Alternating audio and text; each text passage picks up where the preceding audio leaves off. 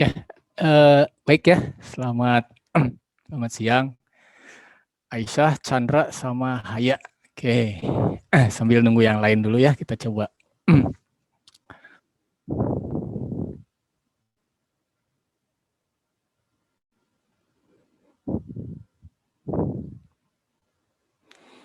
Gimana Aisyah yang tes keduanya, yang post tesnya lebih mudah atau lebih sulit?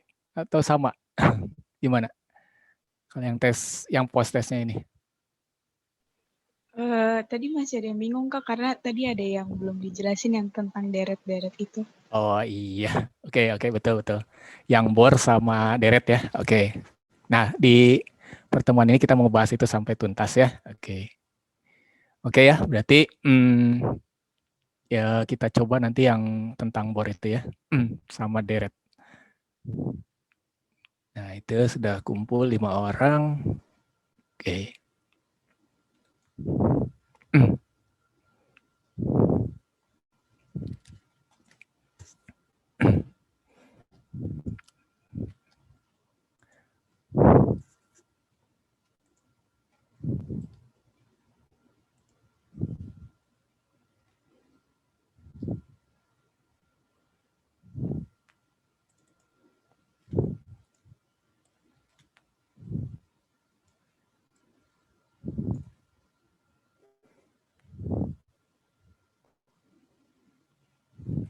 Oke.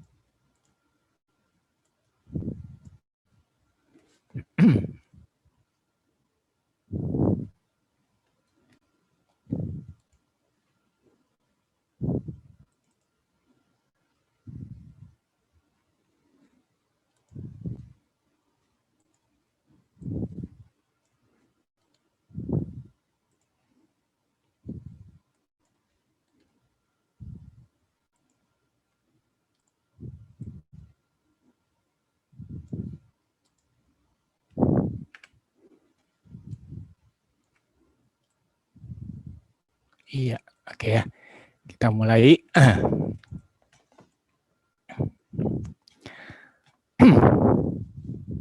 Yang hadir ada berapa nih? Sebentar.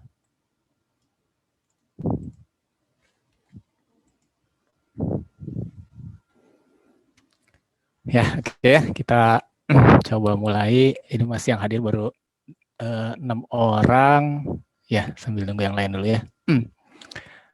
Jadi gini. Nah, jadi yang dalam hal ini yang kalau tadi kita membahas hubungan gitu ya, sampai kenapa ditemukan teori Bohr gitu ya, teori Bohr, atom Bohr. Nah, sekarang kita pengen memperjelas apa hubungannya si Bohr sama si deret gitu ya, deret dan sebagainya. Oke, jadi kalau kita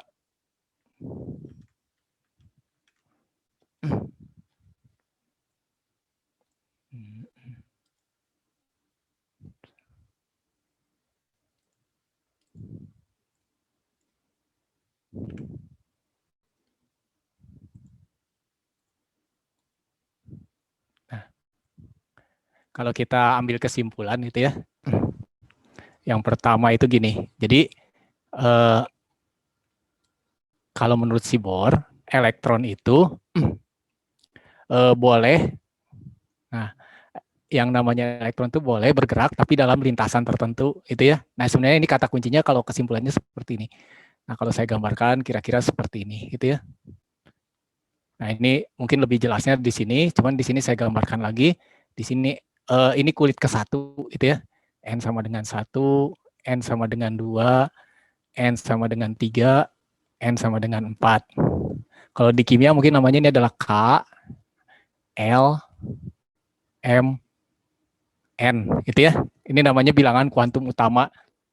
Nah, jadi di sini adalah bilangan kuantum utama itu ya.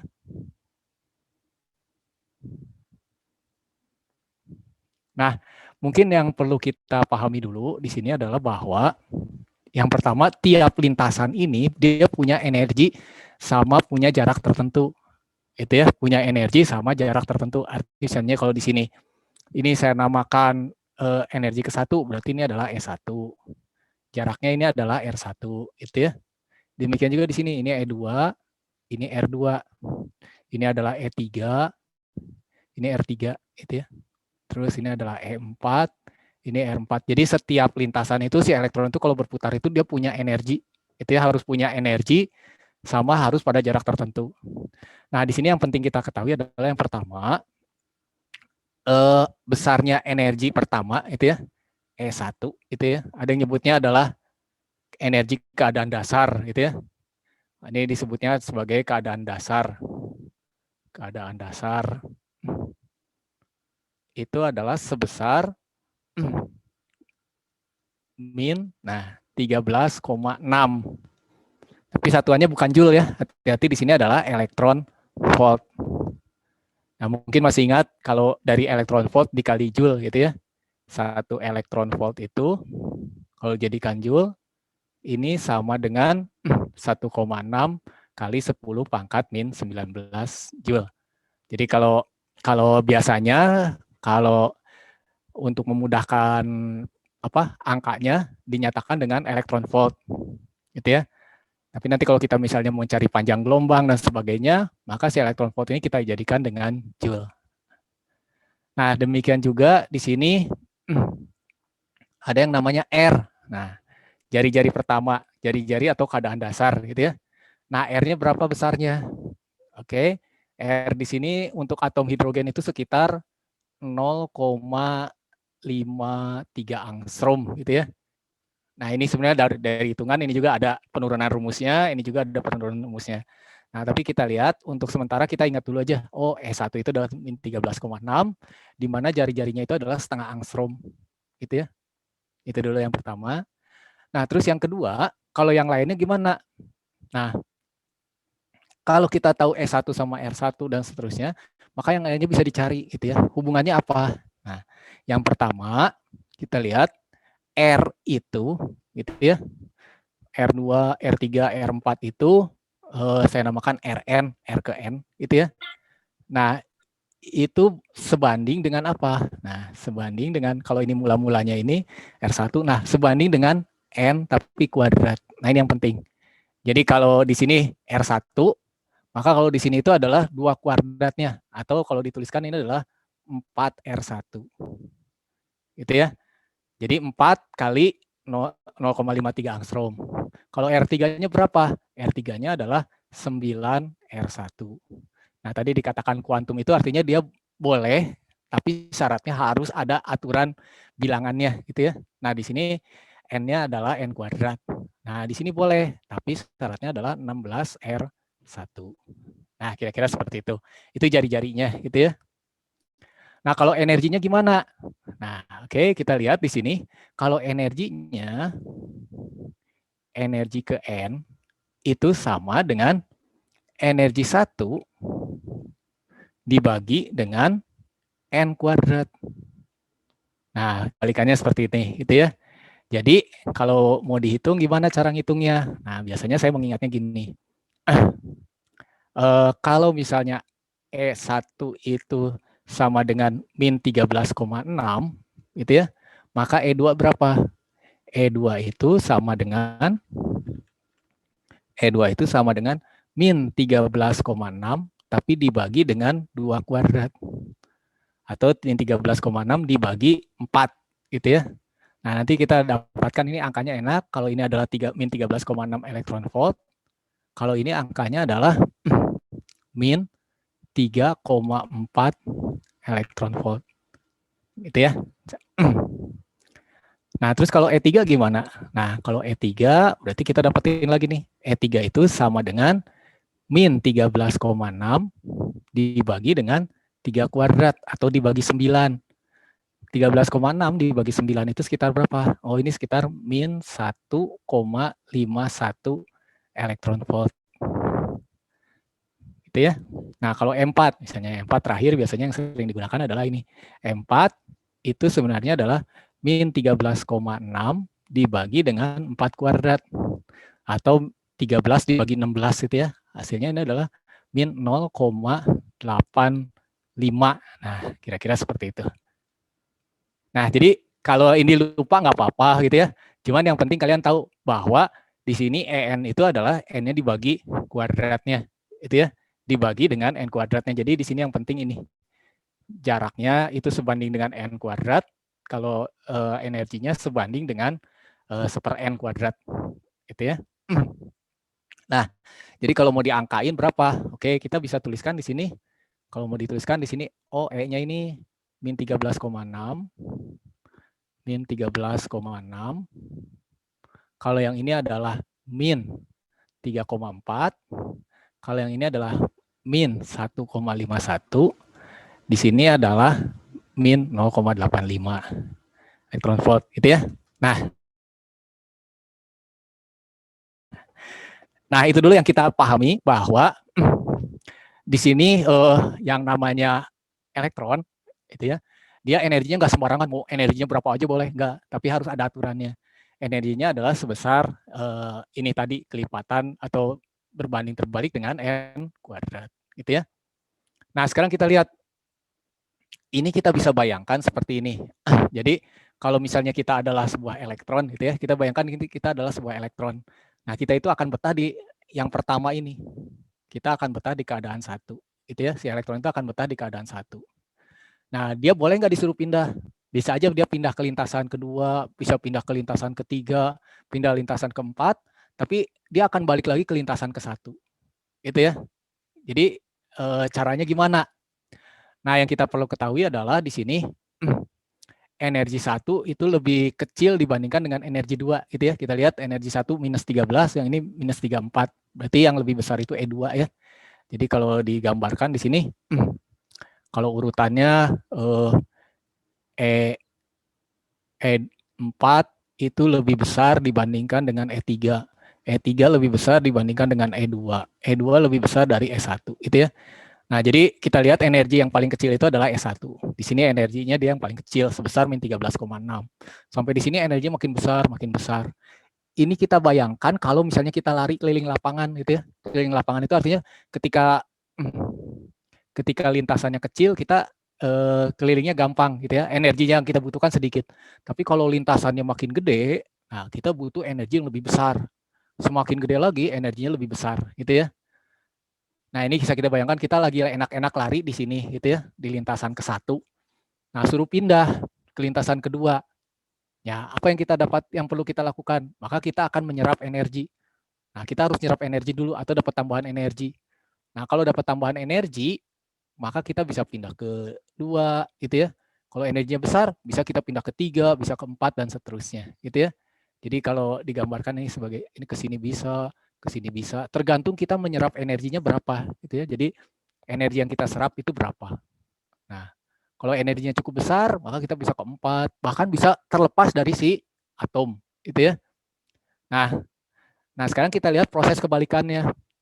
Ketika dia pindah ke 2, maka dia akan balik lagi ke 1. Dari 3, dia akan bisa balik ke 1, bisa balik ke 2, gitu ya. Kalau dari 4, dia bisa balik ke 3, bisa balik ke 2, bisa balik ke 1, gitu ya, atau loncat-loncat, gitu ya. Jadi dia akan pindah-pindah dan akan balik lagi ke posisi awal. Kira-kira seperti itu. Nah, oke, kita lihat. Jadi ketika dia mau pindah ke energi yang lebih besar atau lintasan yang lebih besar, maka dia akan menyerap energi. Ini yang diserapnya energi, gitu ya. Nah, energi yang diserap. Nah, sekarang yang kita pelajari itu adalah kebalikannya. yang kita pelajari itu adalah kebalikannya. Bagaimana, nah kita lihat bagaimana kalau misalnya dia mula-mula dari 2, dia dari 1 disuruh pindah ke 2. Nah, efeknya maka dia akan melepaskan diri dari 2 ini, dia akan pindah ke 1. Dia akan disuruh pindah ke 1, itu ya. Nah, dia akan pindah ke 1. Nah, ketika dia pindah, maka dia akan memancarkan energi. Nah, biasanya saya sebutkan ini adalah energi dari 2 ke 1. Dari kulit kedua pindah ke kulit ke 1, gitu ya. Atau bisa juga dia dari 3 ke 1, dari 4 ke 1 dan seterusnya, gitu ya. Jadi dia bisa macam-macam nih, bisa dari sini ke sini, bisa juga ke sini, gitu ya. Sorry, ini kalau pakai ini, nah dia dari 2 ke sini dan bisa juga dari ke 1, itu ya. Nah, ketika di sini, kalau tadi ini dinamakan dari E2 ke 1, nah kalau ini dia akan memancarkan energi. Energinya kita namakan E dari 3 ke 1. Dari kulit ketiga ke kulit ke 1. Nah kalau di sini juga sama. Ini akan memancarkan energi dari 4 ke 1. Itu ya. Nah itu gambarannya. Jadi ketika di sini pindah-pindah, maka kita akan dapatkan 3 energi. Dari 21, 31, 41, gitu ya. Nah, oke, kita lihat. Energinya itu berupa apa? Nah, itu yang kita perlu. Dia memancarkan energi, tapi energinya berupa apa? Nah, kita lihat, ternyata dia akan mengeluarkan energi dalam bentuk gelombang. Gitu ya. Nah, sekarang kita lihat di sini. Energi itu apa sih gitu ya, sama gelombang apa hubungannya? Kita lihat di sini energi itu sama dengan bisa dituliskan H kali F gitu ya. Atau sama lambda itu adalah HC per lambda. Nah, itulah energi yang dipancarkannya. Jadi kalau E21 gimana maksudnya? Oh, berarti kita lihat kalau E21 itu apa maksudnya? Energi yang dihasilkan dari 2 pindah ke 1, yang dibuang dari kedua ke 1, itu ya. Ini kita bisa tuliskan E21 itu sebagai energi yang di 2, itu ya, mula-mula punya energi, sekarang pindah ke 1, jadi berkurang. Nah, pindah ke E1.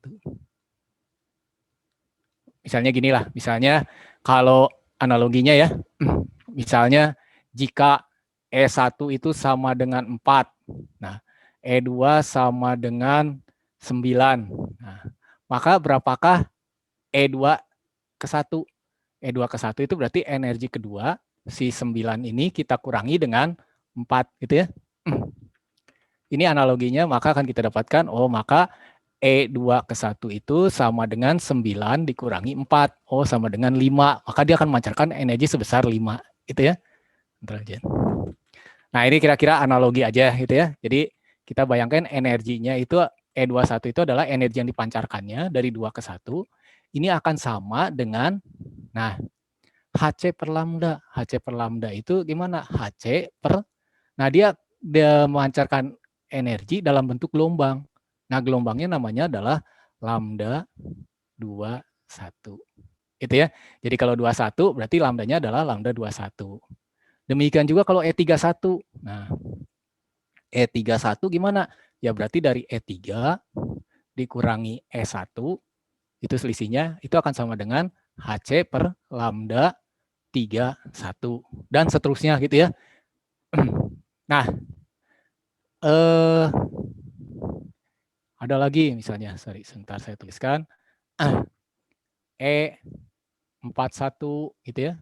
Ini adalah E4 dikurangi E1 sama dengan HC per lambda 3, lambda 41 gitu ya. Nah, artinya dari 2 ke 1, 3 ke 1 itu dia menghasilkan gelombang. Nah, gelombang-gelombang ini disebut sebagai gelombang Lyman gitu ya. Nah, ternyata kita lihat mau dari 21, 31, 41, nah itu diamati oleh Lyman gitu ya. Oke, nanti kita lihat Lyman itu siapa gitu ya. Nah, jadi yang berakhir di angka 1 atau yang berakhir di kulit 1, ini disebut deret Lyman. Atau deret itu maksudnya apa gitu ya. Jadi kita lihat ternyata si gelombang itu punya pola, lambda gelombangnya itu punya pola gitu ya. Lambdanya gimana? Nah, kita lihat di sini. Kalau saya tuliskan di sini adalah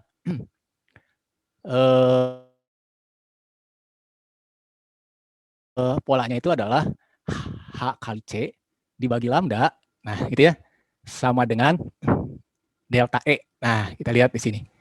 Kita perhatikan di sini, atau ini deret dulu aja, saya nggak nyebutnya deret Lyman, tapi ini deret dulu, delta E.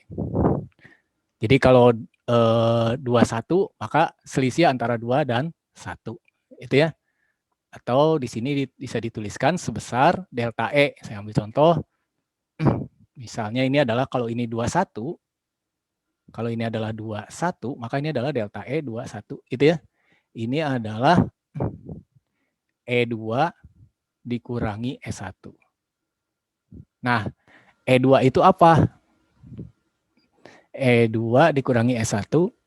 E2 itu adalah min 13,6.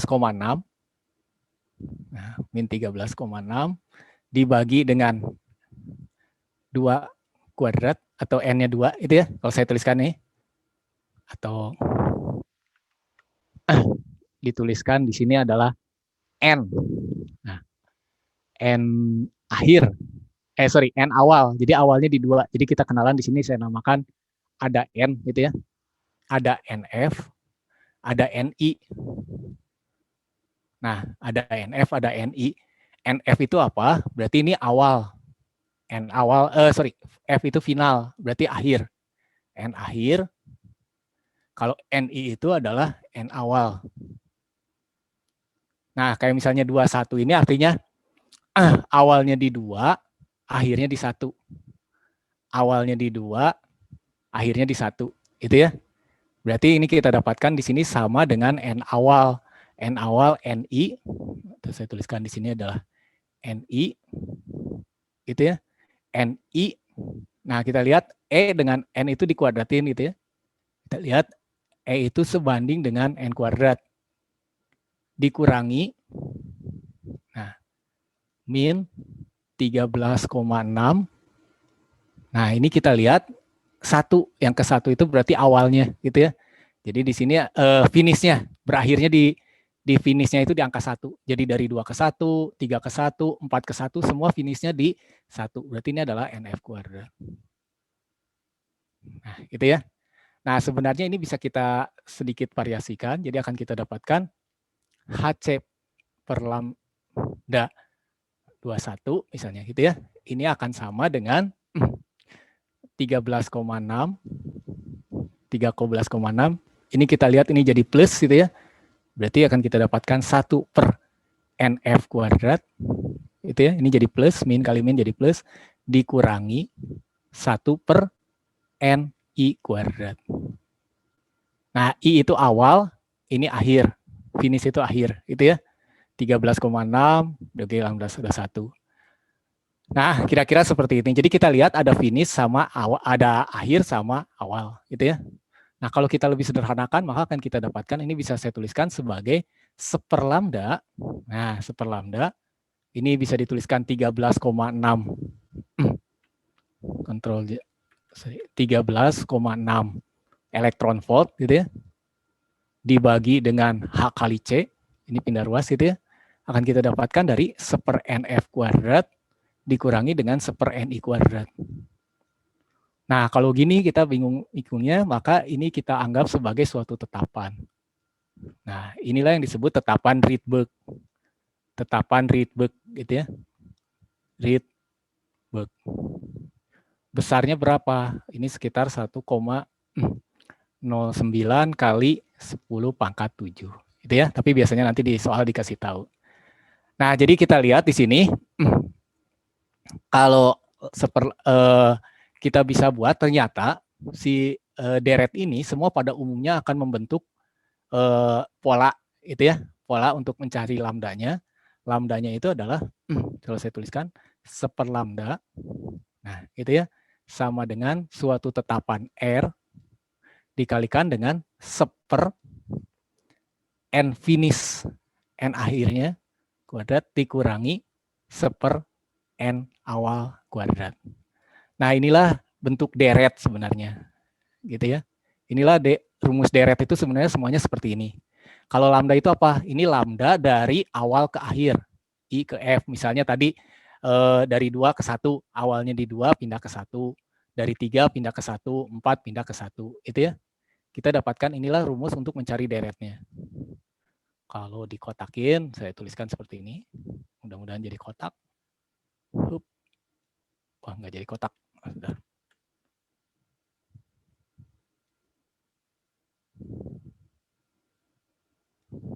Nah, oke. Inilah rumus secara umum untuk deret, itu ya. Nah, sekarang kita lihat ternyata deret ini diamati oleh banyak orang, ada beberapa orang yang mengamati, itu ya. Yang pertama, kita lihat, saya tuliskan di sini, ada yang namanya Lyman. Ada yang namanya Lyman. Lyman itu mengamati bagaimana kalau semuanya finish di angka 1. Kalau semuanya finishnya di angka 1, itu ya. Jadi dari 2 ke 1, 3 ke 1, 4 ke 1, 5 ke 1, dan sebagainya. Nah, diamati oleh Lyman, gitu ya. Nah, tapi kalau kemudian ada juga Balmer mengamati bagaimana kalau semuanya finish di angka 2, di kulit kedua. Ada Lyman, Balmer, ada Paschen, Bracket, sama Van, gitu ya. Nah, pada dasarnya semua sama pakai rumus deret ini. Cuman dia hanya membedakan di nilai N finishnya aja. Finishnya. Jadi kalau di kulit ke-3, kita namakan deret Paschen, kalau berakhirnya di kulit ke-3. Kalau berakhir di deret ke-4, di baris di kulit ke-4, kita namakan deret Bracket. Dan ini deret Van itu di 5. Jadi finishnya, ini kata finish ini yang penting, gitu ya. Nah, kalau NI-nya berarti kalau dari 2, ya pindahnya dari 3 ke 2, 4 ke 2, 5 ke 2. Kalau finishnya di 3, berarti dari 4 ke 3, 5 ke 3, 6 ke 3, dan sebagainya. Gitu ya. Nah, oke. Ini sebagai gambaran dulu. Nah, sekarang sebenarnya kalau kita perhatikan, ternyata ketika finishnya di angka 1, semua gelombang yang dihasilkannya itu adalah gelombang ultraviolet. Jadi adalah gelombang-gelombang ultraviolet. Sedangkan kalau Balmer, itu menghasilkan gelombang yang bisa kita lihat dari merah sampai ke ungu, gitu ya. Ini disebutnya gelombang cahaya. Nah, tapi kalau ketiga ini, yang ketiga ini, kalau berakhirnya di angka kulit ketiga, keempat, dan kelima, ini menghasilkan cahaya infrared, IR, itu ya. Nah, jadi sebenarnya kita lihat gelombangnya yang dipancarkan apa, gitu ya, yang dihasilkan dari elektron itu. Kalau dia gelombang cahaya, berarti dia lagi pada pindah ke 2 semua, ke kulit kedua. Kalau yang dihasilkannya gelombang ultraviolet berarti adalah si Lyman, itu ya. Yuk kita lihat kalau ilustrasi yang lebih rapi mungkin seperti ini. Nah, kita lihat.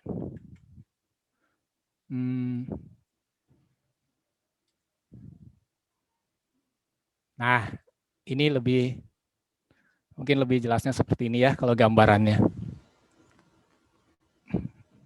Nah, saya simpan di sini aja.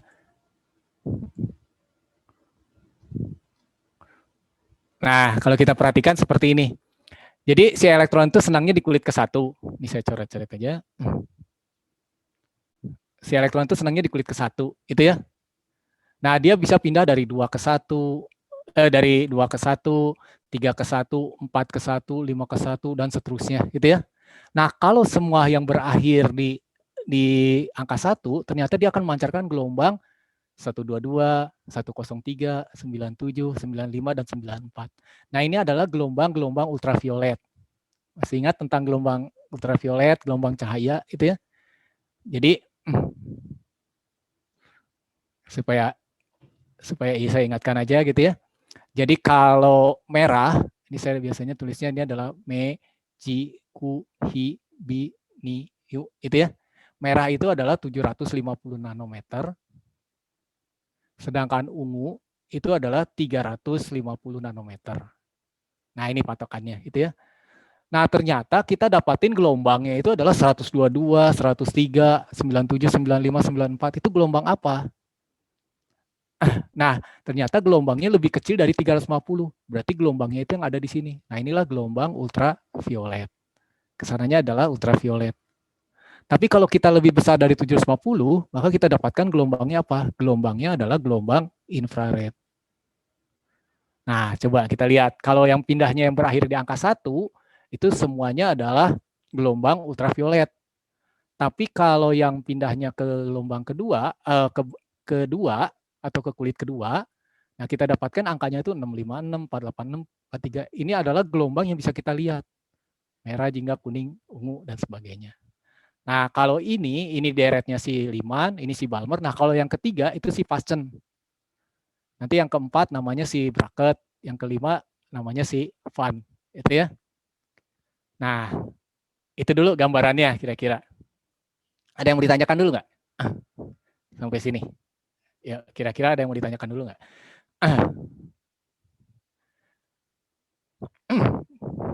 Jadi prinsipnya gini ya, kalau dia turun lintasan, maka dia akan memancarkan gelombang, memancarkan energi dalam bentuk gelombang, gitu ya, memancarkan energi dalam bentuk gelombang.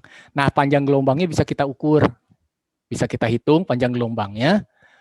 Nah, dari sini kita bisa tahu kira-kira gelombang yang dipancarkannya apa, gitu ya. Nah, tadi kita lihat, nah ini sebenarnya waktu itu saya sempat bertanya gitu ya, gimana kalau kok tahu panjang gelombang itu 97, 95, 94, 94, 96 dan sebagainya gitu ya, dari mana? Nah, ternyata si Bohr ini, teori Bohr ini didukung sama, nah ada pendukungnya. Pendukungnya itu adalah spektrum hidrogen. Spektrum hidrogen. Nah, kira-kira seperti ini gambarannya. Jadi ketika di sini ada tabung, diisi gas hidrogen, gitu ya, saya isi gas hidrogen. Nah, terus dikasih tegangan tinggi, maka si hidrogen ini akan memancarkan gelombang, gitu ya. Nah, gelombang yang dipancarkannya itu kita amati. Nah, kita amati, ternyata ketika dilihat gelombangnya itu kok cuma ada warna ini aja, warna merah, warna hijau, warna apa ini ya, mungkin nila gitu ya, nila sama ungu. Nah, jadi seperti ini. Di sini ada warna merah, yang kelihatannya itu cuma warna merah, warna hijau, warna biru, sama warna ungu. Nah, orang nanya, apa ini hubungannya sama si ini, gitu ya. Nah, terus si Balmer menjelaskan bahwa, nah gitu ya, lambda-lambda ini tuh didapatkan dari deret Balmer. Maksudnya kalau ada yang pindah ke kulit kedua, maka dia akan menghasilkan gelombang ini, gitu ya. Contohnya ini, saya ambil contoh 656. 656 itu dari mana? Kalau ini adalah kulit ke-1, gitu ya. Ini kulit ke-1, ini kulit kedua, ini kulit ketiga. Nah, ini yang merah ini 656 ini dihasilkan dari 3 ke 2. Nah, maka di sini kita namakan inilah lambda dari 3 ke 2. Kalau dari 3 ke 2 ternyata dia akan menghasilkan warna merah. Nah, inilah yang dihasilkannya. Warna merah, gitu ya. Nah, kalau hijau itu dari mana? Nah, hijau itu dihasilkan dari perpindahan dari 4 ke 2. Nah, jadi di sini kita lihat kenapa warnanya hijau. Karena di sini lambdanya adalah perpindahan dari 4 ke 2. Kalau yang ini kenapa? Ini perpindahan dari lambda dari 5 ke 2. Dari 5 ke 2. Kalau yang ini gimana? Ini perpindahan dari lambda dari 5, dari berapa? Dari 6 ke 2. Nah, inilah yang disebut sebagai spektrum diskrit. Spektrum diskrit itu artinya nggak semua gelombang ada. Dari merah sampai ke ungu itu semua gelombang nggak ada. Kuning nggak ada, jingga nggak ada, gitu ya. Nah, kuning nggak ada. Ini kemana? Ya karena dia tidak memancarkan warna jingga, warna kuning, gitu ya. Nah, ini itu membuktikan bahwa yang namanya energi itu nggak semuanya ada, tapi hanya nilai-nilai tertentu saja. Nilai-nilai tertentunya seperti ini, gitu ya. Nah, ini diamati oleh Balmer, itu ya. Jadi kalau untuk hidrogen di foto itu cuma ada 4 warna ini aja. Itu kira-kira ilustrasinya, gitu ya. inilah yang disebut dengan spektrum diskrit. Diskrit itu artinya putus-putus. Nah, saya bandingkan seperti ini sekarang. Nah, dari sini langsung hilang hijau, tiba-tiba langsung biru, tiba-tiba langsung ungu, misalnya seperti itu. Jadi ada warna yang hilang. Itulah yang disebut spektrum diskrit. Nah, spektrum diskrit itu menjelaskan bahwa terjadi loncatan-loncatan dari kulit seperti ini. Gitu ya. Nah, oke. Terus yang kedua kita lihat, kalau gitu orang mencoba, oh itu hidrogen kayak gitu ya. Gimana kalau gas yang lain? Helium bagaimana? Kalau gas oksigen gimana dan sebagainya, gitu ya. Nah, saya ambil contoh seperti ini. Nah, jadi kalau kita lihat gitu ya. Ini yang atas ini adalah untuk atom hidrogen. Jadi kalau hidrogen itu cuma kelihatan warna merah, warna hijau, warna biru sama warna ungu, gitu ya. Nah, kalau ini adalah uap air raksa Hg. Jadi kalau diisinya gas air raksa, yang digambarkan itu cuma warna-warna ini aja yang muncul. Nah, kalau yang ini adalah gasnya kalau diganti neon. Neon, maka dia akan seperti ini, gitu ya. Nah, ini luar biasanya ini. Luar biasanya ini adalah semua diskrit. Semua diskrit itu artinya terputus, gitu ya. Nah, kalau yang kontinu kayak gimana? Nah, kalau yang kontinu itu seperti ini. Kontinu itu artinya dari semua cahaya itu ada. Dari merah berubah jadi jingga, kuning, hijau, biru, nila, ungu itu semua ada. Nah, inilah yang disebut dengan spektrum kontinu. Kontinu itu artinya dia tidak terputus. Sedangkan kalau ini adalah spektrum diskrit. Nah, sebenarnya ini luar biasanya apa gitu ya. Ternyata ini tuh kayak sidik jari. Kayak sidik jari gitu ya. Sidik jari itu maksudnya gimana? Ternyata cirinya kalau hidrogen itu menghasilkan 4 warna aja gitu ya. Kalau helium nanti warnanya seperti apa. Kalau gas ini seperti apa dan sebagainya gitu ya. Nah, inilah yang jadi sidik jari. Sama di sini tuh luar biasa orang mencari ini tujuannya apa gitu ya. Misalnya saya punya sebuah gas, misalnya saya punya sebuah tabung. Nah, ini isinya gas gitu ya. Saya nggak tahu ini gasnya gas apa gitu ya. Gasnya apa. Terus saya lakukan seperti ini. Saya kasih tegangan tinggi, saya masukkan ke prisma. Nah, ternyata nanti dapetin garis-garis. Garis-garis seperti ini gitu ya. Nah, garis-garisnya seperti ini misalnya. Nah, sebenarnya dari garis ini kita udah tahu gas ini itu gas apa. Kita tinggal cocokkan aja. Kalau garisnya itu mirip seperti ini, berarti ini adalah gas hidrogen. Tapi kalau garisnya seperti ini, berarti ini adalah gas Hg. Kalau garisnya seperti ini, yang di foto itu gambarnya seperti ini, berarti ini adalah gas neon, gitu ya. Nah, itulah jadi kelebihan dari fisika modern ini adalah kita bisa tahu isi gas dari fotonya. Biasanya kalau gas di foto kan nggak kelihatan apa-apa gitu ya. Tapi dari warnanya, dari spektrum warnanya kita bisa tahu di gas itu isi apa gitu ya. Kenapa disebut sidik jari? Ya sama kayak orang itu punya sidik jari yang berbeda-beda. Punya sidik jari yang berbeda-beda. Kalau misalnya sekali waktu saya nemuin sebuah sidik jari, nah ini sidik jari punya siapa gitu ya. Nah, kita tinggal membandingkan aja sidik jari si A bentuknya kayak gimana, sidik jari B kayak gimana, yang C kayak gimana.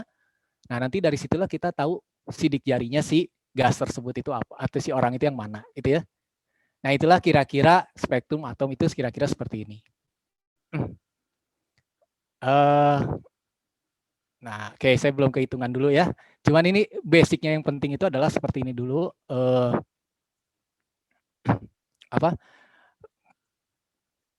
Jadi di fisika modern ini kita mempelajari hubungan antara energi dengan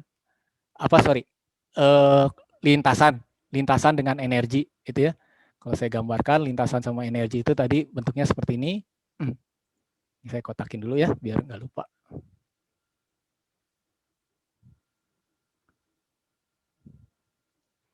Nah, ini menyatakan hubungan antara jari-jari atau jarak, bukan jari lintasan dengan jaraknya. Sedangkan ini menyatakan energinya, gitu ya, energi di tiap lintasan. Nah, yang perlu kalian tahu itu cuma ini biasanya. Di sini 13,6, ini seperempatnya, ini 1/9-nya, ini 1/16-nya. Tapi kalau jari-jarinya kebalik makin jauh. Ini 1, ini 4 kalinya, ini 9 kalinya, ini 16 kalinya. Gitu ya. Nah, itu yang pertama, postulat Bohr yang pertama itu bahwa si elektron itu tidak sembarangan gitu ya. Dia punya energi dan punya jari tertentu, jarak tertentu. Nah, yang keduanya bahwa si Bohr itu menjelaskan bahwa nah, kalau dia berpindah kulit, maka dia akan memancarkan gelombang, itu ya. Nah, gelombang yang dipancarkannya itu ternyata membentuk suatu deret. Nah, oke, membentuk suatu deret itu artinya membentuk suatu pola, itu ya. Ini saya bukan namakan deret Lyman, kita lihat.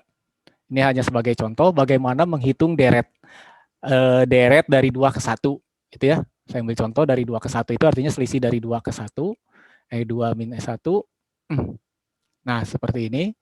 Nah, akan kita dapatkan bahwa bahwa lambda yang dipancarkannya itu tergantung dia dari mana ke mana, gitu ya. Dari mana ke mana. Kalau misalnya dari 2 pindah ke 1, nah satunya itu namanya deret Lyman. Kalau misalnya dari 5 ke 2, kita lihat 2 itu siapa? Dari 2 itu punya si Balmer.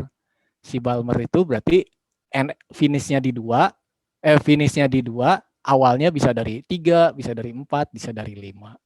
Itu akan menghasilkan gelombang cahaya. Nah, kira-kira seperti itu dulu teorinya, gitu ya.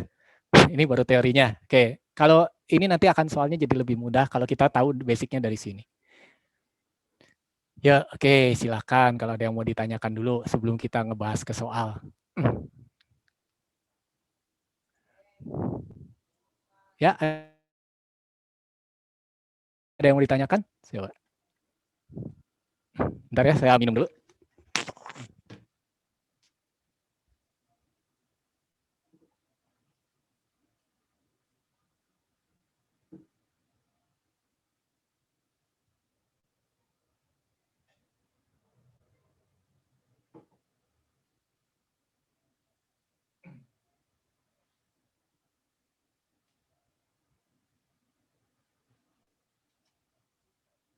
Ya, ya, oke. Oke, nah dari sini kira-kira ada yang mau ditanyakan dulu nggak?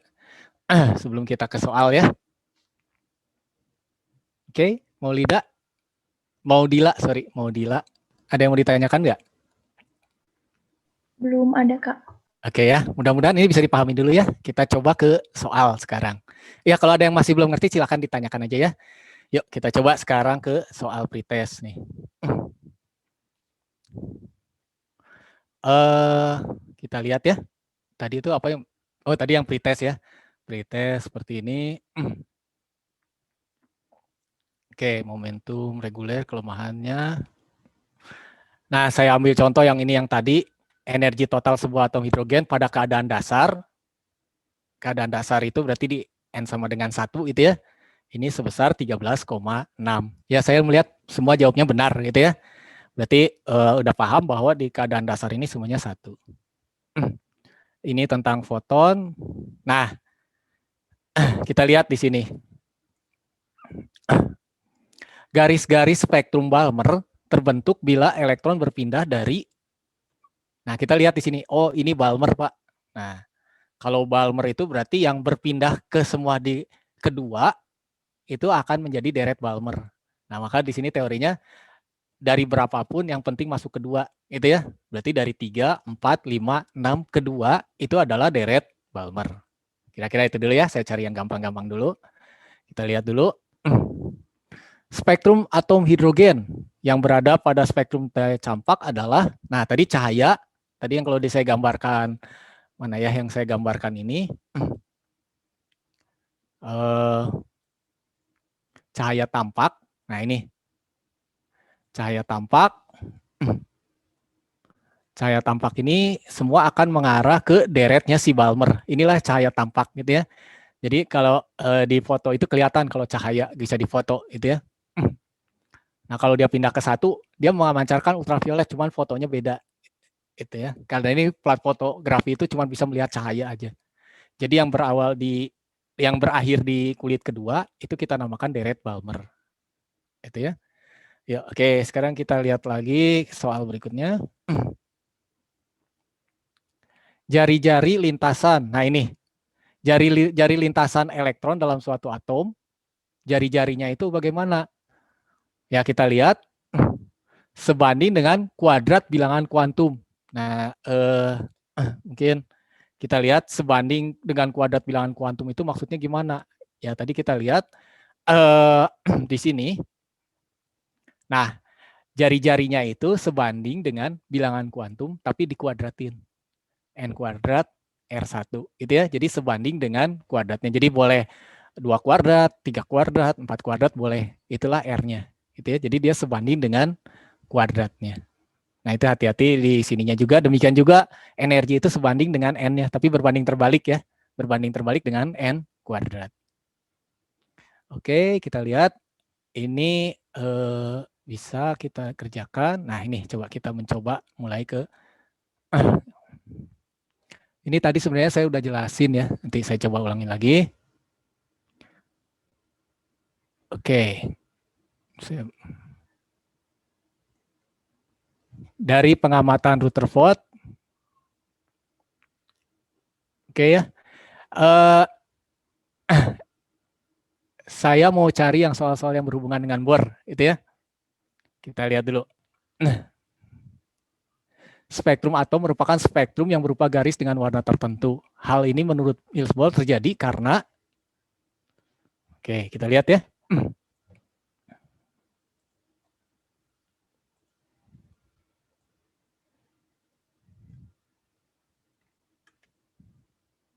Kita lihat. Nah, oke, kita perhatikan di sini. Saya masuk ke soal.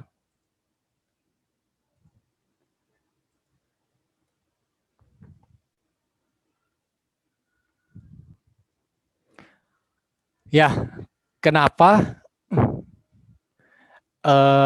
Kalau kita perhatikan di sini gitu ya, spektrum atom merupakan spektrum yang berupa garis dengan warna tertentu. Nah, warna tertentu itu maksudnya adalah diskrit gitu ya. Diskrit itu artinya terputus. Kenapa terputus? Gitu ya. Kenapa kalau di foto hasilnya terputus? Karena ya tadi ini mempertegas bahwa energinya itu harus tertentu. Jadi nggak bisa sembarangan. Energinya harus tertentu. Gitu ya. Nah, elektron itu bisa mengalami perubahan itu artinya bisa berpindah lintasan. Ini dapat berpindah lintasan gitu ya. Nah, warna ini dipengaruhi oleh inti atom. Betul. Kenapa? Karena tadi tiap atom itu ternyata berbeda-beda warnanya. Untuk apa? Untuk Hg berapa, untuk neon berapa, untuk gas oksigen berapa dan sebagainya. Ini artinya tergantung inti atomnya, gitu ya. Oke. Tergantung inti atomnya. Gaya tarik inti terhadap elektron yang sangat kuat ya. Sebenarnya gaya tariknya bisa terlepas lah, elektronnya bisa terlepas dari si atom ya. Jadi nggak relatif di sini gitu ya. Kita lihat di sini. Jadi kita lihat ini membuktikan bahwa diskrit itu karena dia harus punya energi tertentu. Kira-kira seperti itu ya. Kita lihat sekarang yang soal berikutnya.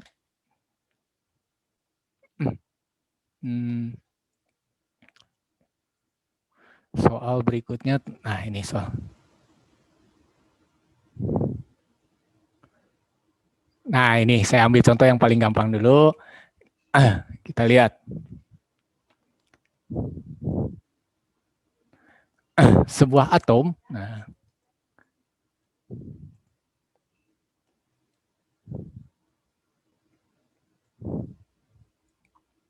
oke. Saya masukkan ke sini. Saya lanjut.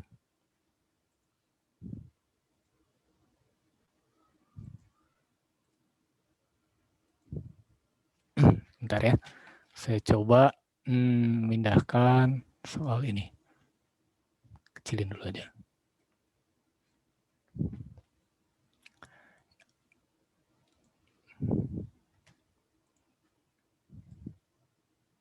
Ya, oke, kita lihat. Saya copy ya.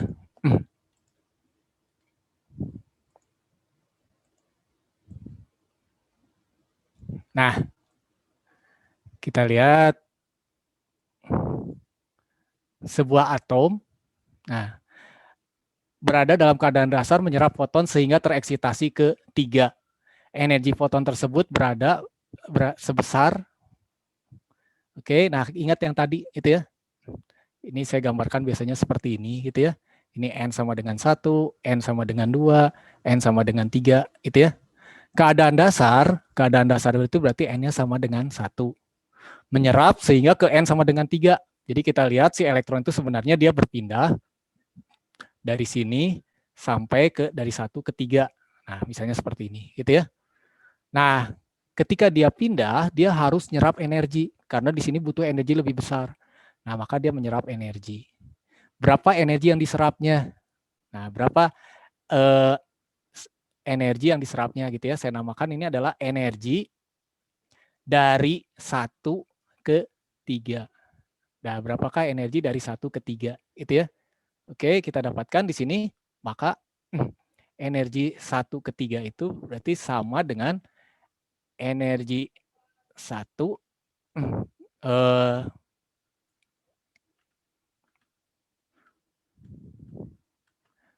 atau ini mula-mula di 1, ini di 3 gitu ya. Kita lihat di sini 3 itu energinya lebih besar dibandingkan dengan ke 1. Berarti kita dapatkan di sini E3 dikurangi dengan E1. Itu ya. E1. Nah, E3 itu berapa? Nah, tadi kita lihat di sini E1-nya itu kan 13,6. Ini berapa? Ini E2-nya itu 3,4 gitu ya.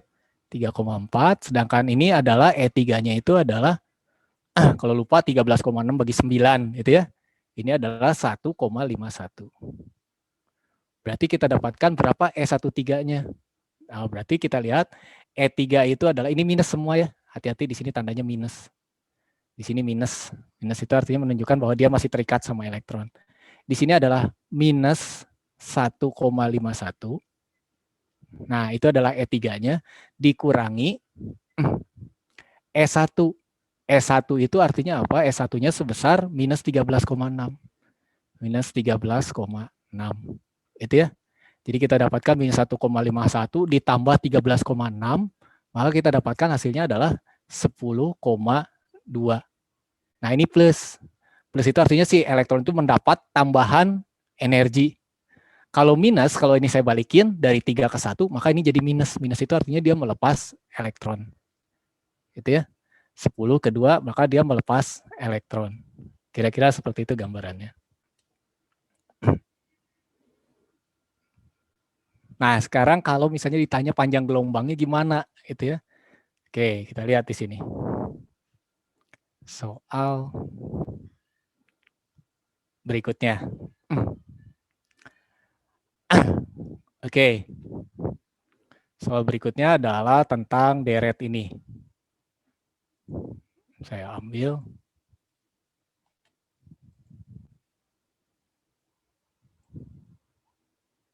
Nah, oke, kita lihat ya.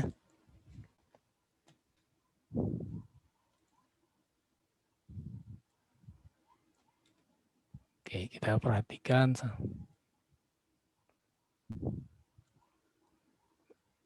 Nah, oke. Panjang gelombang deret Lyman pada atom hidrogen yaitu panjang gelombang terpendek. Panjang gelombang terpendek dari deret Lyman. Oke. Jadi kalau deret Lyman, kita lihat dulu apa hubungannya deret panjang gelombang sama deret gitu ya. Panjang gelombang sama deret itu hubungannya apa? Kalau Lyman itu tadi kita lihat semua berakhirnya di finishnya di kulit ke-1. Gitu ya. Berarti dari 2 ke 1 bisa, 3 ke 1 bisa dan sebagainya. Jadi kalau digambarkan, nah saya selalu menggambarkannya seperti ini terus gitu ya. Jadi kalau Lyman itu bisa dari sini. Nah, ini kita namakan lambda dari 2 ke 1. Itu ya. Nah, di sini nah dari sini ke sini ini lambda dari 3 ke 1. Terus ini juga ke sini, ini lambda dari 4 ke 1 gitu ya. Ini N sama dengan 1, N sama dengan 2, N sama dengan 3, N sama dengan 4 gitu ya. Nah, bahkan dia bisa terakhir itu bisa dari, nah, dari tak hingga ke 1. Dari jarak N-nya banyak gitu ya, ke 1. Nah, sekarang kita lihat. Kita lihat dulu kalau dari sini yang ditanya adalah gelombang terpendek. Nah, kita lihat lambdanya minimum. Terpendek itu artinya minimum. Oke, kita lihat apa hubungannya lambda sama energi. Nah, yang kita ketahui di sini kan ada perubahan energi gitu ya. E1, E2, E3 gitu ya. E1, E2, E3, E4 dan seterusnya gitu ya, sampai eta hingga. Nah, apa hubungannya lambda sama energi gitu ya? Oke, kita lihat. Energi itu sama dengan Hc per lambda. Nah, ini yang perlu kita bayangkan bahwa lambda, kalau ini energi dengan lambda itu berbanding terbalik. Berarti kalau lambdanya minimum, berarti nilai E-nya harus bernilai maksimum. Maka, gitu ya, maka nilai E-nya harus bernilai maksimum. E itu apa? E itu adalah energi yang dipancarkan. Berarti ini adalah delta E. Supaya lambdanya minimum, maka delta E-nya harus maksimum. Itu ya. Nah, supaya dia maksimum. Kalau ditanya, berapakah panjang gelombang terbesar? Nah, kalau terbesar berarti delta E-nya yang minimum. Itu ya. Nah, sekarang kita coba bandingkan. Kalau gitu, delta E dari 2 ke 1, karena ini 5 semuanya ke 1, itu ya. Delta E dari 3 ke 1, delta E dari 4 ke 1, bahkan dari delta E dari tak hingga ke 1. Mana yang lebih besar? Yang paling besar yang mana? Coba, ada yang punya ide nggak? Mana yang paling besar di sini? E21, 31, 41, atau tak hingga ke 1? Yang mana? Coba.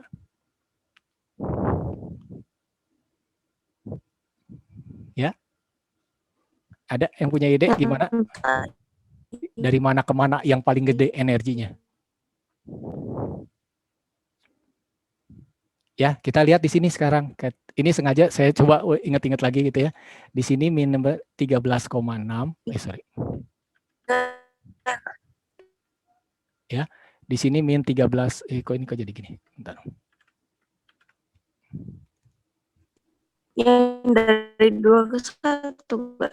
Dari 2 ke 1, yang lambdanya paling gede. Yakin? Coba kita lihat. Ini min 13,6. Yang ini berapa tadi? Min 3,4. Yang ini min 1,5. Yang ini adalah min 0,85. Itu ya. Nah, sekarang kita hitung selisihnya, lambdanya. Coba kita perhatikan. Kalau lambdanya berapa sih? Itu ya. Kalau yang berakhirnya di 1. Dari 13,6. Nah, dari 3,4 ke ini, maka akan kita dapatkan selisih lambdanya berapa nih, delta E-nya? Dari 2 ke 1.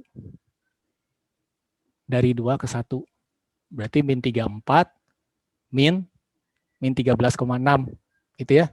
Jadi kita hitung ini adalah 10,2. Ini adalah 10,2. 10,2. 13,6 dikurangi 3,4 ya, kalau misalnya angkanya ini adalah 10,2. Nah, sekarang bagaimana kalau dari 3 ke 1? Nah, dari 3. Delta E dari 3 ke 1. Berarti 13,6 dikurangi 1,51. Itu ya. Nah, delta E yang 13,6 akan kita dapatkan di sini sebesar 13,6 dikurangi 1,51 itu sekitar 12 ya. 1,5, 12,1. 12,1 itu ya. 12,1 ditambah 1,5 kan 13,6 ya, sekitar ini. Berarti ini elektron volt, ini juga elektron volt. Cuman elektron voltnya nggak saya tulis lah biar nggak pusing. Nah, sekarang kalau dari sini ke sini. Nah, ini kita dapatkan 13,6 dikurangi ini. Ini adalah delta E 4 ke 1 itu adalah sekitar 12, ya saya bulatin aja 12,8 gitu ya. Nah, jadi kita lihat di sini semakin kalau eta hingga itu gimana? Ya, kita lihat di sini. Kalau ini min 13,6, min 34, 151, 0,5, maka makin ke sini itu makin mendekati nilai 0. Berarti di sini tuh 0 gitu ya.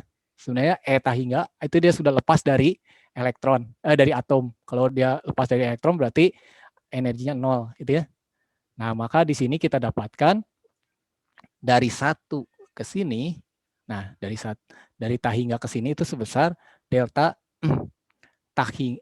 E-nya dari tah hingga ke 1.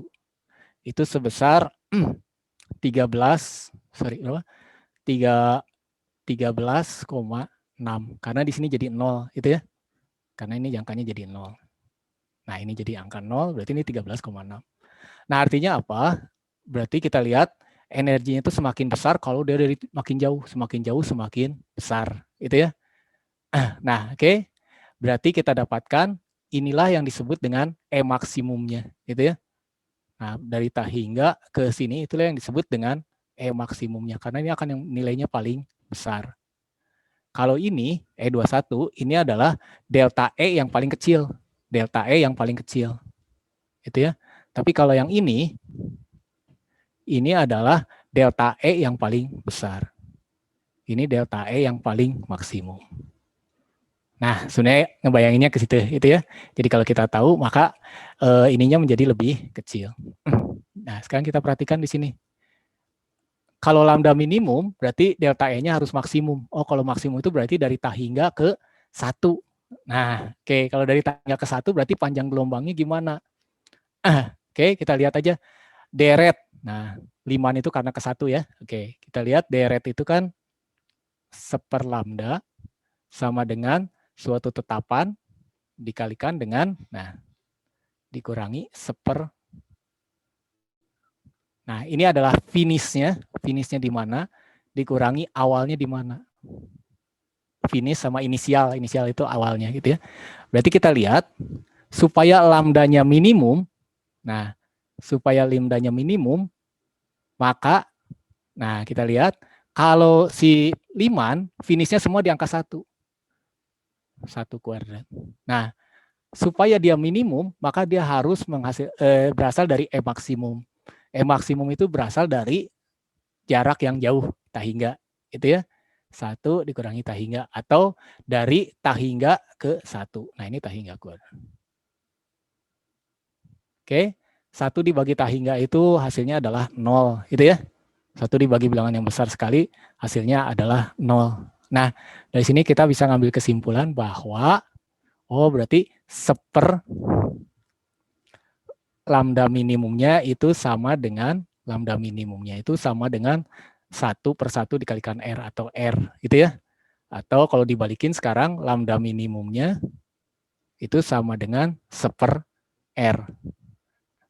Gitu ya. Oke. Kira-kira kebayang sampai sini? Lambda minimumnya dulu ya, saya cari. Lambda minimum itu arti dari yang jauh ke yang ke 1 ya, tergantung Liman, Balmer atau apa, gitu ya. Nah, kalau ditanya, kalau lambda maksimumnya gimana? Nah, kalau lambda maksimumnya baru kita dapatkan 1/, lambda maksimum sama dengan R. Ini untuk si liman ya, hati-hati. Jadi kita lihat ketika liman itu finishnya di angka berapa. Nah, 1. Kalau si liman, ini untuk liman gitu ya. Untuk yang deret liman, 1. Nah, si liman itu deretnya 1 kuadrat. Nah, kalau minimum itu dari tah hingga ke 1, kalau sekarang, kalau maksimum gimana? Berarti E-nya minimum. Minimum itu dari 2 ke 1. Oh, berarti dari 2 ke 1, ini 2 kuadrat. Nah, jadi kita dapatkan 1/, lambda maksimum itu sama dengan R1 dikurangi ini 1/4. Atau 1/, lambda maksimumnya sama dengan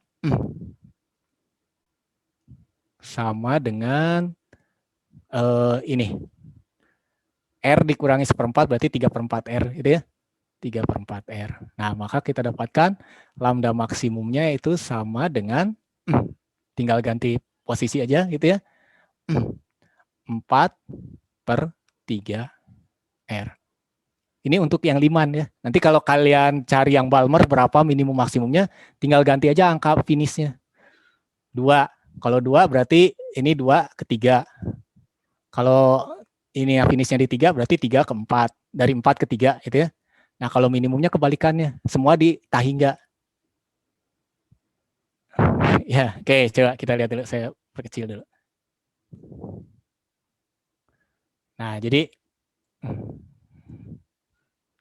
kita lihat di sini. Nah, panjang gelombangnya bisa kita cari untuk yang minimum berapa, untuk yang maksimum berapa, gitu ya. Sekalian aja untuk yang minimumnya berapa, maksimumnya. Kalau untuk liman, ini kita bicaranya liman ya. Untuk liman maka seperti ini. Lambdanya adalah 4/3R, ini 1/R. Gitu ya. Oke, sekarang kita coba lagi ya. Ini perasaan waktu cepat banget nih. Ya, oke ya. Kita lihat lagi ya. Oh ya, ada pertanyaan dulu. Coba kita lihat di sini.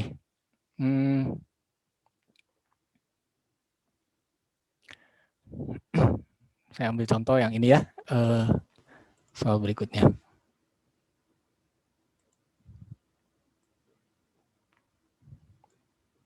Nah, oke, kita lihat di sini. Coba sekarang kalau kita udah paham ini, bisa nggak menjawab soal yang seperti ini?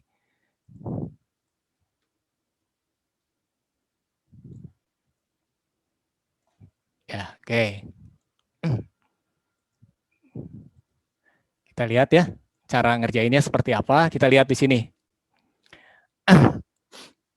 Pertama, kita lihat di sini disebutnya perbandingan. Nah, berarti apa dibandingin apa, gitu ya.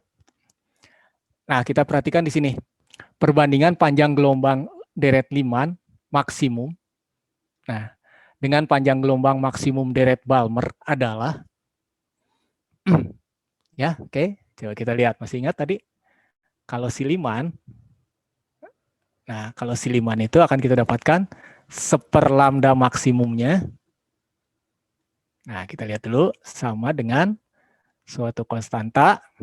Nah, dikurangi 1, itu ya. Nah, kita lihat karena ini liman, maka semua berakhir di angka 1. Oh, berarti 1/2. Oke. Karena yang ditanya lambda maksimum, maka delta E-nya harus minimum. Kebalikannya, gitu ya. Delta E minimum itu didapat dari tetangganya. Jadi tetangganya itu, jadi ibaratnya ginilah kalau saya kebayangin ya. Kalau kita energi itu gede yang di mana gitu ya. Kalau energi terkecil itu kalau kita mengunjungi tetangga terdekat. Nah, berarti energi kita kecil. Tapi kalau mengunjungi tetangga yang terjauh, energi kita besar gitu ya. Ya itulah analoginya ya. Jadi kalau kita ngedatengin tetangga terdekat, energinya kecil. Kita nggak jauh-jauh gitulah, energinya sedikit aja gitu ya. Nah, di sini dibutuhkan kalau lambda maksimum berarti saya butuh energi minimum. Nah, energi minimum itu berarti dari tetangga terdekat. Nah, tetangga terdekatnya si 1 itu adalah si 2. Itu ya. Berarti ini adalah 2/2. Oke, nah sekarang kita lihat kalau si Balmer gimana. Nah, kalau Balmer 1/lambda maksimumnya, ini kadang-kadang ditanya maksimum dengan minimum gitu ya. Di perbandingan, tapi prinsipnya sama. R, nah, dikurangi 1 apa gitu ya. Si Balmer itu ingat, oh Balmer, Liman, Balmer, Paschen, bracket, Van. Berarti Balmer itu kedua, oh 2/2.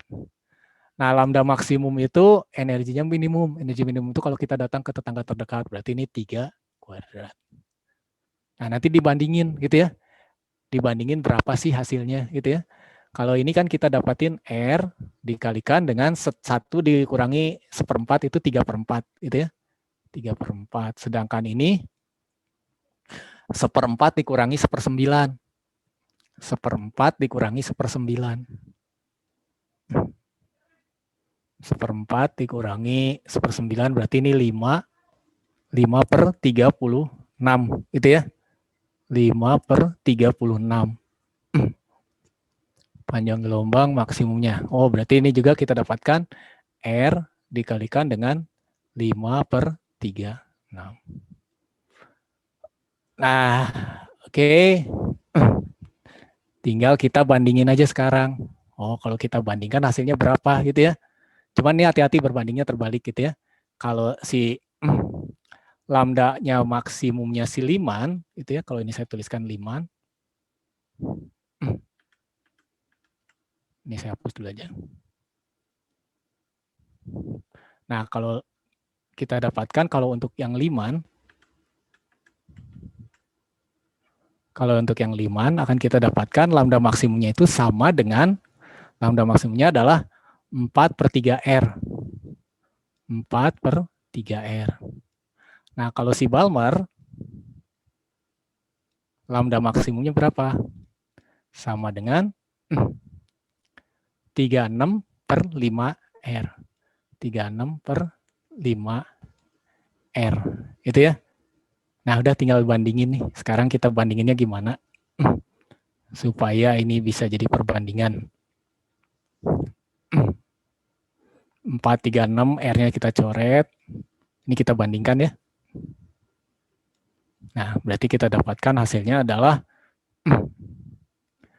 4 kali 5 dibagi dengan 3 kali 36. Oke, kita dapatin 4 dengan 36 itu 9.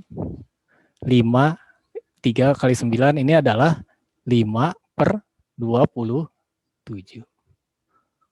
Artinya limannya, oh ini terbalik mungkin. 5/27 ya. Limannya maksimumnya itu adalah 4/3R, Balmernya. Oh ya, ini harusnya yang 5/27 ya. Mungkin ini terbalik. Sorry. 5/27 dari sini sebenarnya. 3/4 dengan 5 3/6. Kalau kebalikannya, kalau misalnya panjang gelombangnya Balmer berbanding panjang gelombangnya Liman, baru 27/5 ya.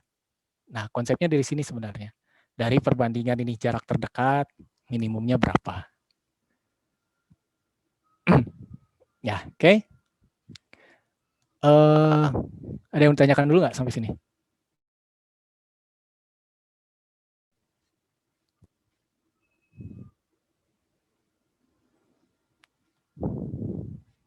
Saya coba yang nomor ini ya, sebentar.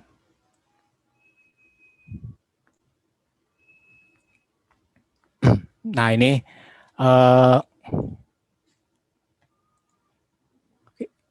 kita lihat yang soal berikutnya.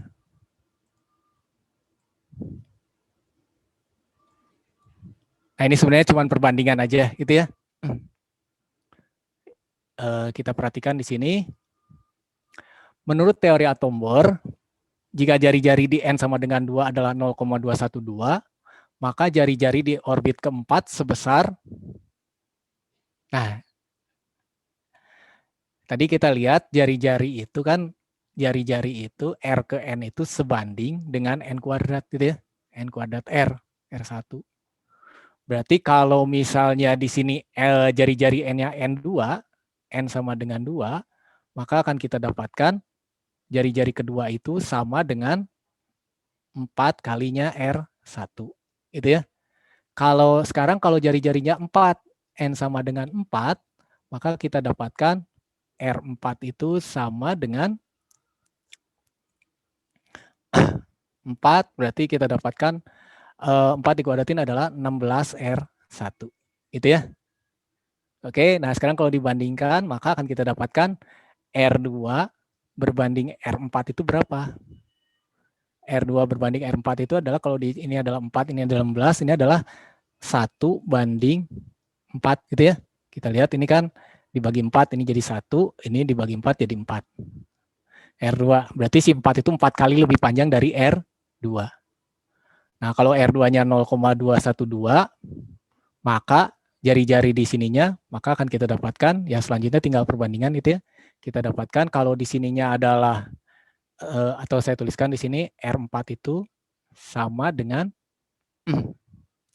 4 kalinya R2. 4 kali dikalikan dengan R2. R2-nya itu adalah sebesar 0,212. 0,21. Ya, dapat angkanya 0,846. Jadi sebenarnya perbandingannya dari sini. Ya, silahkan kalau ada yang mau ditanyakan dulu sebelum ke yang lain.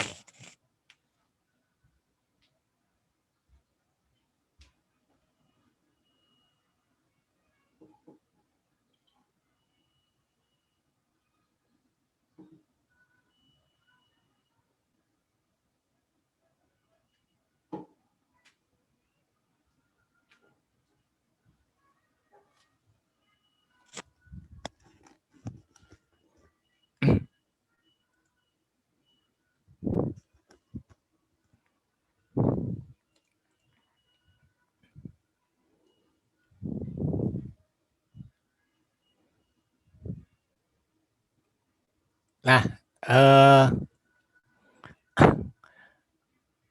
jadi ini hubungannya antara bor sama model atom bor sama deret gitu ya. Kalau kita ambil kesimpulan, model atom bor sama deret itu sebenarnya kata kuncinya apa gitu ya. Kata kuncinya ini tadi,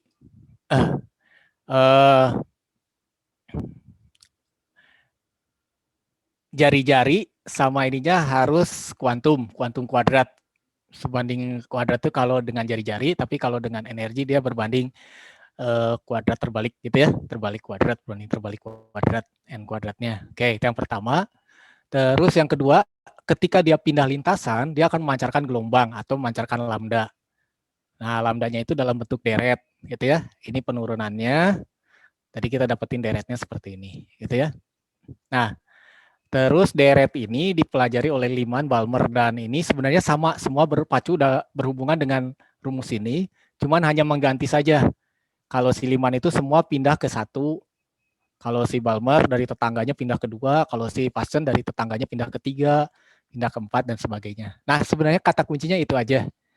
Itu ya. Jadi kesimpulannya sih sebenarnya kalau yang saya harapkan dari bor itu adalah bor itu memancarkan gelombang yang sesuai dengan deret.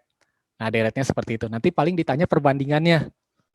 Nah, kalau perbandingannya kita bisa dapatkan dari bisa perbandingan jari-jari, bisa perbandingan jari-jari, bisa juga perbandingan dari ini. Bisa perbandingan dari energi jari-jari dan energinya. Oke, ini sebenarnya yang berhubungan dengan bor ya. Coba kita lihat lagi. Ini tadi sudah saya jelasin ya, yang J.J. Thomson. Nanti kalau ini bisa dilihat lagi. Ini yang A, yang tadi 2B. Percobaan dari Thomson. Terus, ya, sebelum kedua soal yang ini nih. Coba ada yang pertanyaan dulu nggak sampai bor itu? Gimana? Sebelum saya ngebahas soal yang ini, yang model atom, kecepatan, sama kuat arus. Ada yang mau ditanyakan dulu nggak?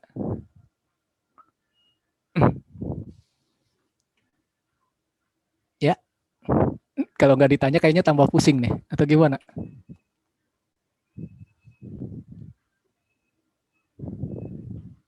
Ya, coba. Ada yang bisa ngerjain soal ini? Pada percobaan model atom, sebuah elektron mengelilingi inti atom, itu ya. Coba saya ambil. Nah ini. Pada percobaan ini kita lihat. Saya ambil contoh ya.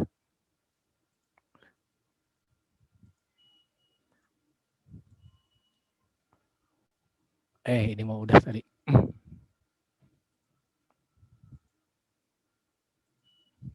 Mana? Soalnya yang ini.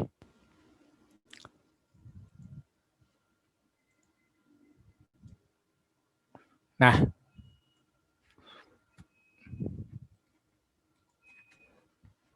jadi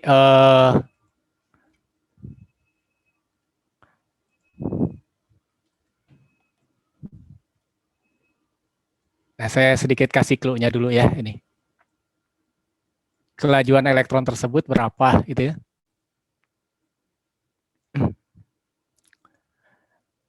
Jadi kalau digambarkan gini, kalau elektron mengelilingi inti atom, ini adalah inti, itu ya, inti atomnya. Nah ini elektron bergerak mengelilingi inti atom. Saya gambarkan lingkaran. Nah ini adalah elektronnya, gitu ya. Ini adalah elektronnya. Nah dia bergerak ke sini kan punya kecepatan. Berapa kecepatannya, gitu ya? Kecepatannya sama dengan berapa? Nah untuk mencari kecepatan bisa kita dapatkan dari sini. Ini kan gerak melingkar. Gerak melingkar, berarti ada gaya sentripetal. Gaya sentripetal yang menuju ke pusat, gitu ya. Nah, karena ini bermuatan positif, ini bermuatan negatif, ada gaya lain. Namanya gaya apa? Positif dengan negatif. Namanya adalah gaya Coulomb, gitu ya. Jadi di sini yang menjadi gaya sentripetalnya itu adalah gaya Coulomb. Nah, kira-kira seperti ini. Sekarang kita lihat gaya sentripetal itu adalah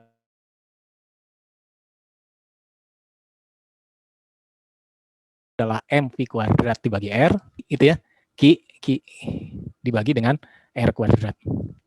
Nah, r-nya bisa saya coret. Dari sinilah v-nya dapat, gitu ya. Maka kita dapatkan di sini v-nya kuadrat itu sama dengan K. Nah, muatan di sini tuh muatan elektron tuh E, maka di sini juga muatannya sama itu ya, karena muatannya tuh sama untuk hidrogen ya. Hidrogen berarti di sini juga E positif, ini E negatif gitu ya. Berarti di sini adalah E kali E gitu ya, muatannya E, ini juga E dibagi dengan M kali R.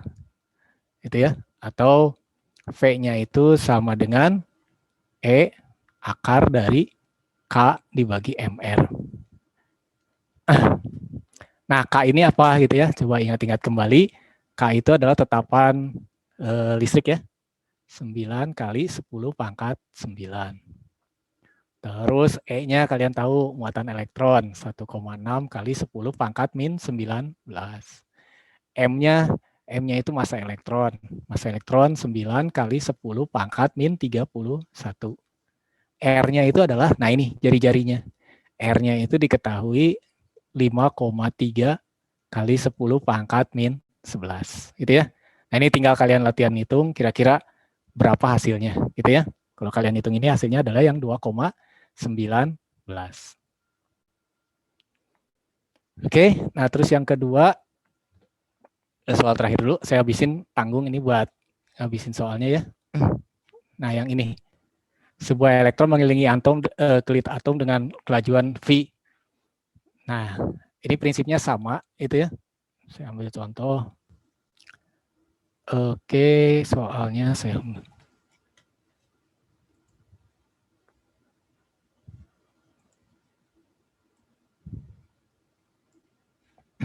Nah,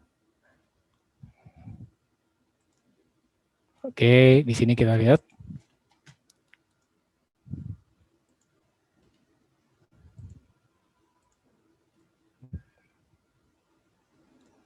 Nah, oke. Sebuah elektron mengelilingi inti atom kulit L. Nah, kulit L itu artinya kulit L itu N-nya sama dengan 2 ya. Kulit L itu N sama dengan 2.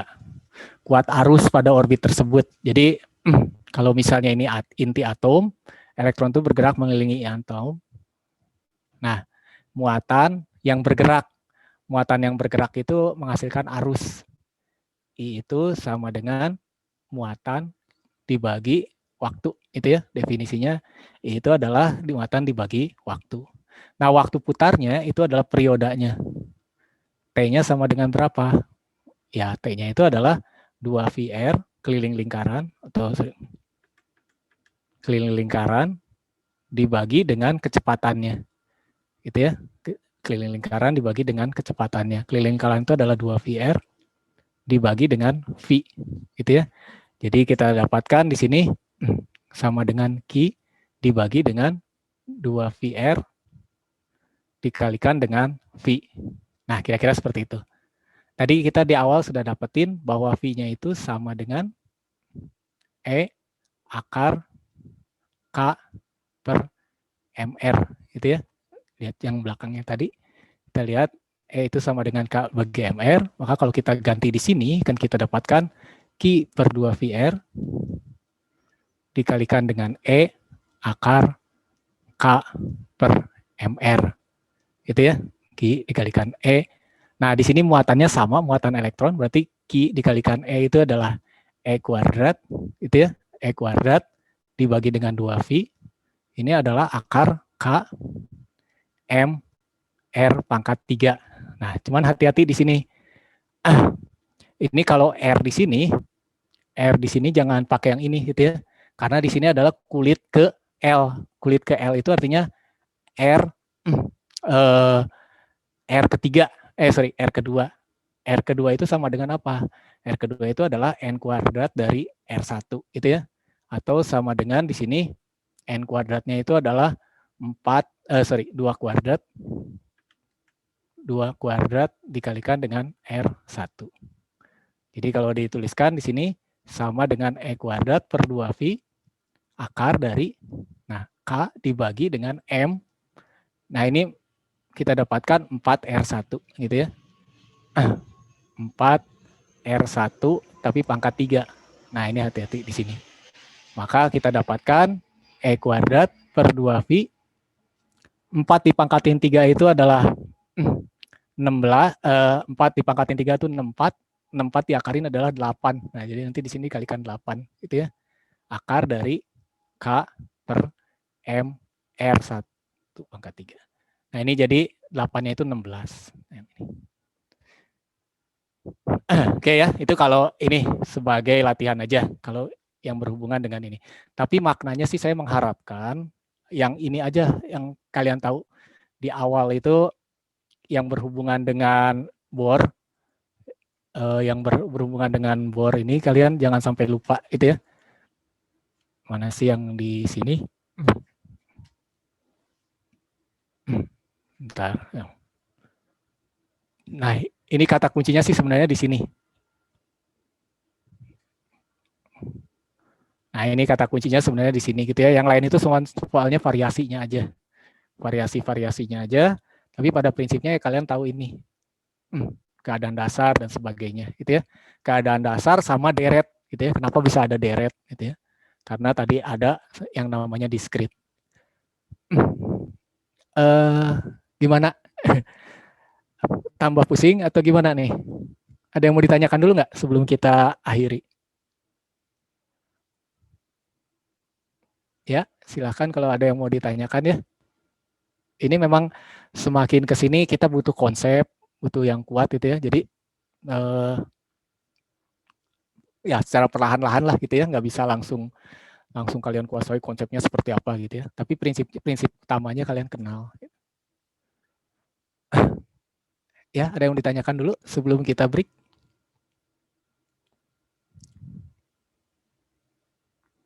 Gimana? Aska, Chandra, Haya, Karenina, ada yang mau ditanyakan? Nidan, Silvi, Julfa, ada yang mau ditanyakan nggak? Nggak jelas, Kak. Iya, iya. Mudah-mudahan ya bisa ingat terus nih, bisa di apa ya pada saat kalian tes nih, soalnya mudah-mudahan nggak terlalu sulit gitu lah. Biar ya masih berhubungan dengan data-data di sini. Oke, kalau gitu mungkin saya tutup dulu ya. Nanti kalau ada pertanyaan silakan bisa kontak-kontak saya juga. Saya jelasin lebih inilah kalau kalian ini. Mungkin karena waktunya ya, biasanya saya ngajarin fisika sampai malam, sampai jam 12 malam gitu ya, turut-turut supaya jangan sampai terputus gitu ya. Kadang-kadang kalau kita belajar terputus, sampai di sini kita nggak ngerti, terus kita terputus, akhirnya kita lupa lagi gitu ya. Mungkin idealnya belajar fisika modern itu ya seharian gitu ya, 1 hari full belajar fisika modern. Tapi karena keterbatasan ini agak sulit gitu ya. Tapi nggak apa-apa, yang penting basic-basicnya kalian kuasain. Ya saya kira rata-rata kalian di sini basicnya pernah gitu ya, tinggal lebih memantapkan aja. Oke, terima kasih atas perhatiannya semua. Mohon maaf kalau ada yang kecepatan atau kurang jelas atau terlalu lambat atau bagaimana lah. Pokoknya saya berusaha ngasih yang terbaik buat kalian, the best ya. Biar kalian nanti jadi dokter semua lah. Oke, terima kasih ya. Assalamualaikum warahmatullahi wabarakatuh. Waalaikumsalam. Terima kasih, Kak. Makasih, Kak. Sama-sama. Sama-sama.